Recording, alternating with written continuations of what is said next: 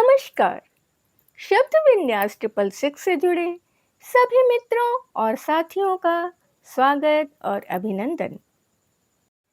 आजकल हम धर्मवीर भारती जी की लंबी कहानी बंद गली का आखिरी मकान सुन रहे हैं। आज हम इस कहानी का 6वां अंक सुनेंगे। कहानी के शेष सभी अंक चैनल शब्द विन्यास 666 पर उपलब्ध हैं। तो कहानी सुनना प्रारंभ करें। बिरजा चद्दर डालकर तब तक गली में निकल चुकी थी। अंधेरे घर में सिर्फ चौके की ढिबरी जल रही थी, वह भी भभक भभक कर बुझने वाली थी। मुंशी जी को कुछ नहीं सूझा। कोठरी का ओसारे का बैठके का दिया जला आए और राघोराम के पढ़ने की लालटेन जलाकर तेज करके आंगन में रख दी। छाता, रुमाल, एक बड़ा सा हरा कंघा, एक रेशमी मोजा, ये सब आज राघोराम के लिए लाए थे। उसके बिस्तरे पर रखकर चौखट से टिककर खड़े हो गए। बिना राघोराम को देखे कैसे रहेंगे? बेटा, उन्होंने बड़े विगलित स्वर में पुकारा और फिर गहरी सांस लेकर चुप हो गए। बद्री हो आओ चाहे केदार, लेकिन अगर गया में अपना बेटा पिंडदान न दे, पितर पक्ष में तर्पण ना करे, तो नरक से छुटकारा नहीं मिलता। लेकिन कौन बाप होगा कि जीते जी अपनी लड़की की जिंदगी नरक बना दे? चले जाएंगे, कल तड़के ही चले जाएंगे। राघोराम जल्दी में अपना कोट संदूक पर गुड़ी मुड़ी फेंक गया था। उन्होंने बड़े प्यार से कोट उठाया, झाड़ा, कॉलर ठीक किया और खूंटी पर टांग दिया। आले में हिंदी गीता रखी थी, उसे अपनी गठरी में रख लिया। हे बजरंग स्वामी, सबकी रक्षा करना। गठरी में गांठ लगाकर सुबह के लिए सामान ठीक करने लगे। वैसे कोई गम नहीं, सिर्फ हाथ कांप रहे थे। कब झपकी लग गई, कब राघोराम बाइस्कोप देकर लौटा और सो भी गया, मुंशी जी को कुछ भी नहीं मालूम, सिवाय इसके कि उखड़े पुखड़े सपने आते रहे। कभी बिशन उस्ताद की जोर जोर से गरज तरज, कभी अंधेरे में गली में बहुत से पैरों की आवाज, कभी बिरजा का रोना। मुंशी जी ने कहा भी, बद्रीनाथ महाराज सब ठीक करेंगे। बिरजा, रोती काहे हो? अब तो राघोराम को देखो, बहू को संभालो। मगर बिरजा थी कि रोती जाए, और नींद उछती तो नीम से उड़कर बिजली के खंभे पर एक घुघू बोल रहा था। आले पर डिबरी बुझने बुझने को हो रही थी और दीवार पर एक छाया, जिसका एक बड़ा हाथ दीवार से होता हुआ टेढ़ा होकर आंगन में डोल रहा था। मुंशी जी होशियारी से उठे। कौन है? आंगन में फैला हाथ सहसा सिमट गया और आवाज आई, माई के पोटरी में अफीम ढूंढते हैं, किसी का कुछ लेते हैं क्या? हरिया, अरे आप सो ना, अफीम मालूम हो तो बता देव। माई तो रोए रोए के बिशन नाना के यहाँ कह रही थी कि अफीम का पूरा गोला लाई है, खाए के सो रहेगी।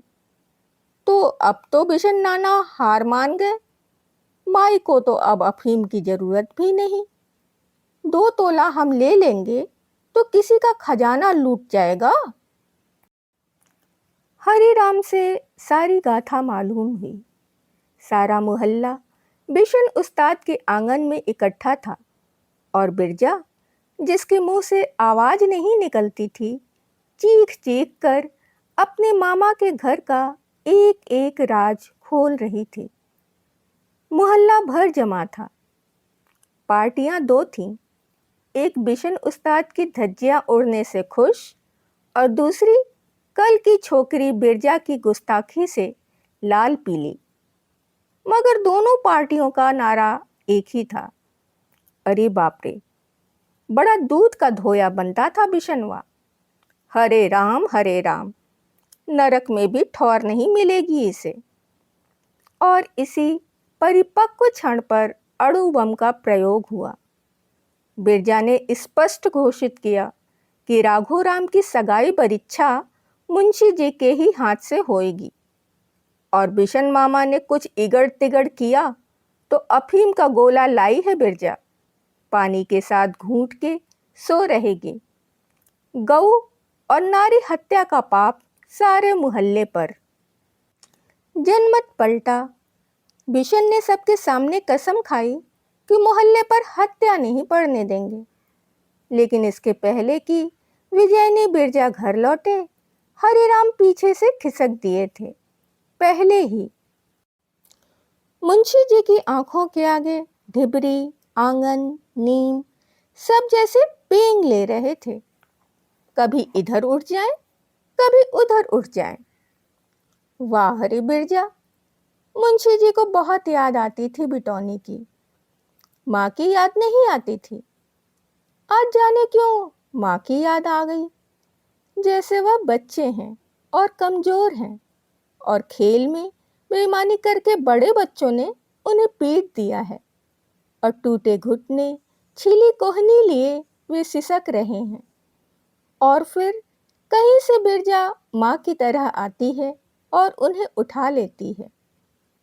देखती हूँ कौन बाल बाका करता है मेरे छौने का। और मुंशी जी का मारे खुशी और संतोष से गला भर आया। आंखों में आंसू छलछला आए और गुड़गुड़ी पीने को जी हो आया। दरवाजा खुला और चादर उतारते हुए बिरजा दाखिल हुई। मुंशी जी को लगा कि आंगन में उजास फूट गया। जाने क्यों एकदम उन्होंने कल्पना की कि आंगन में केले के पत्ते और आम की बंधनवार है और बिरजा के साथ बैठकर मुंशी जी सत्यनारायण की कथा सुन रहे हैं। एक अध्याय खत्म हुआ और फूल की थाली बज रही है और शंख। बिरजा ने घनौची पर से झज्झर में पानी लिया और एक सांस में पीकर बोली, जाओ बद्रीनाथ, जरूर जाओ, अब लौटना मत। भभूत रमा के वही चिमटा गाड़ो, वही शांति मिलेगी। यहाँ तो बिरजा का काला मुंह देखकर मन भर का थोबड़ा लटका रहता है। अरे ये बिरजा है, इसके मुंह से तो बोल नहीं फूटता था। सचमुच ये तो हरदेई का तेवर है। धिक्कार पर मुंशी जी की अजीब मिली जुली प्रतिक्रिया थी। कुछ कुछ लज्जा, कुछ कुछ अचरज और बहुत सारी गुपचुप खुशी। बिरजा का मुंह खुल गया था, सो खुल गया था। बद्रीनाथ में बर्फ पर चिड़िया बोलती है, पंछी पग ध्यान यहाँ आपनो न कोई। अपना कौन है, सब तो दुश्मन बैठे हैं तुम्हारी छाती पर। बाल बच्चा कुटुंब कबीला ले दे के। दे दो अफीम, फिर जाओ बद्रीनाथ। मुंशी जी खुशी दबाते हुए, गुस्सा उभारते हुए बोले, बस कर बिरजा, राघोराम सुनेगा। कुछ तो सुने सुने, सब लोग सुने। तुम्हें क्या, तुम्हें तो चिड़िया सुनाती है। आपनो न कोई, कौन मुंहझौसी चिड़िया है। हरिराम जो जल्दी से पोटरी छोड़ छाड़कर अपनी खाट पर दुबक रहे थे, लघु शंका के बहाने उठे। 2 मिनट को आंगन में हक्का बक्का खड़े रहे। कभी मुंशी जी को देखते, कभी बिरजा को। अंत में बुड़बुड़ा कर बोले, राग बिलावल, राग बिलावल, और खाट पर जाकर लेट गए। सुबह जैसे रोज होती थी वैसे ही हुई। पहले पिछवाड़े खेत के कुएं का डोल और चरखी बोले, फिर नीम पर कौवे और फिर खपरेल से आंगन और आंगन से खपरेल पर गौरैया। लेकिन आज इन तीनों से पहले ही बिरजा का बोल गूंजने लगा था। बाल्टी और झाड़ू लेकर आंगन धोने में जुटी थी और हरदेई से सगाई परीक्षा की रस्म का ब्यौरा ले रही थी। घर में ऐसा लग रहा था जैसे अभी अभी बौछार करके बादल छट गए हों। राघो राम को सुबह की औंधा निधि में ऐसा लगा मानो हृदय का चरखा चालू है। इतनी जोर से लगातार वही बोलती थी, कहाँ है नानी, सुबह सुबह, चल चल उठ, कचहरी की तैयारी कर। बिरजा बात काट कर बोली, अब ठीक से काम धाम में लग, कल से बहू आ जाएगी तो कहेगी। राघो राम एकदम चौंक कर उठ बैठा और अचरज से माँ की ओर देखता रहा। फिर एक बार मुंशी जी की ओर देखकर कान पर जनेऊ चढ़ाकर बाहर चला गया। मुंशी जी गीता खोलकर मन ही मन कुछ पढ़ रहे थे और बीच बीच में बिरजा की ओर देख लेते थे। इतने दिनों का अनबोला ऐसे कैसे टूट सकता था। इधर तो मुंशी जी कोई काम भी बिरजा से नहीं कराते थे और आज जब इंतजार कर रहे थे तो बिरजा अपने काम में लगी थी। गीता में मन नहीं लगा तो महज चुप्पी तोड़ने के लिए बोले, हरी कल अफीम ढूंढ रहा था, पोटरी में थी क्या? और सहसा बिरजा को याद आ गया, क्यों रे, बीड़ी झोंसता था, अब अफीम भी भगोसने लगा? कीड़े पड़ जाएंगे दिमाग में, नाक से निकलेंगे। हम क्यों खाएं अफीम? अफीम खाएं मुसलमान, अनवर अफीमची या लाला लूली, जो आधे मुसलमान होते हैं। हरी राम तुनक कर बोले। बाद में उन्होंने बताया कि अनवर अफीमची के पास उर्दू हरुफ में बड़ा इंद्रजाल असली तीनों हिस्सा है। उसमें सब विद्या है, टोपी लगा के लोप हो जाओ। बिना विद्या पढ़े बंद किताब का सब इल्म मुँह जबानी बता दो। जिन्न बुला लो और दूसरे की काया में परवेश कर लो। मगर सिखाता नहीं, कहता है अफीम खिलाओ तो बताएंगे। मुंशी जी कभी हरी से हंसकर नहीं बोले थे, मगर आज सवेरा अच्छा लग रहा था।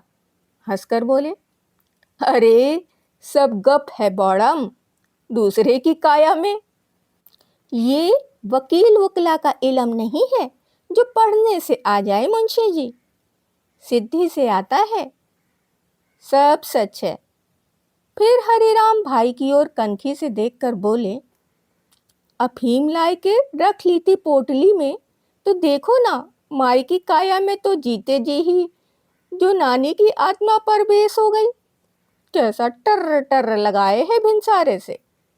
बिरजा ने पहले एकदम आंख तरेरी, फिर हल्के से हंसी, फिर एकदम चुप हो गई। पहले वाली बिरजा झाड़ू अलग रखी, हाथ पांव पोछे, फिर मटकी में से गुड़ पगी लैया निकालकर मुंशी जी के सामने रखी और 2 मगध के लड्डू। बधवा के हनुमान जी का प्रसाद है, शनिचर को लाए थे, पर हिम्मत नहीं पड़ती थी कि तुम्हें दें।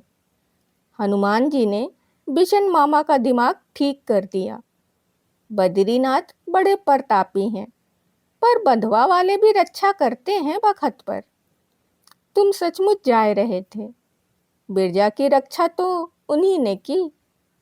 बिरजा ने हाथ जोड़े, मुंशी जी ने भी आंख मूंद कर हाथ जोड़े और लड्डू तोड़ने लगे।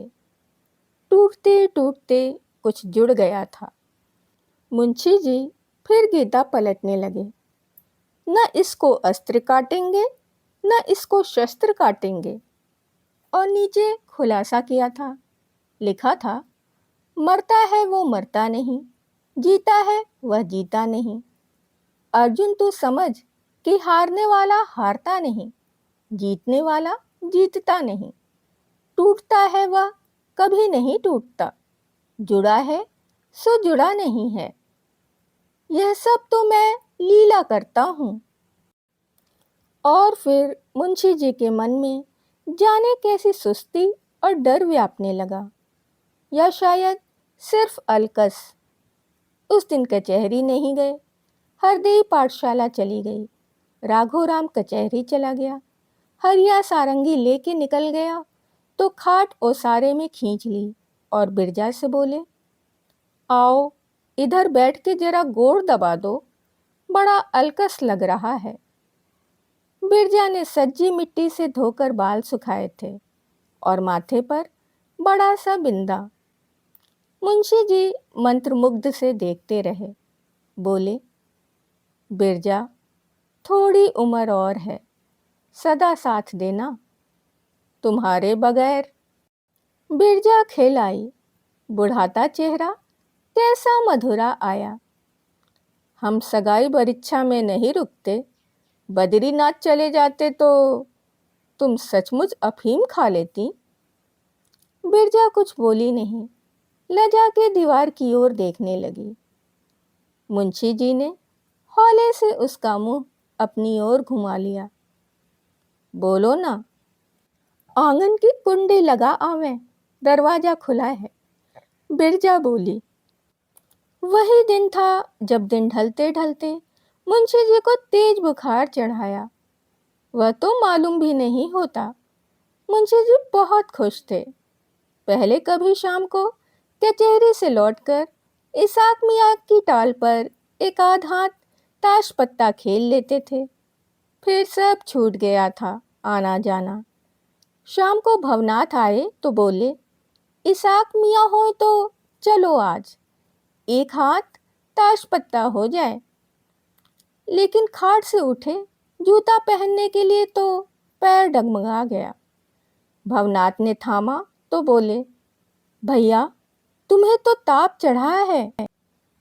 वह दिन है कि आज उभरे नहीं मुंशी जी बीमारी से।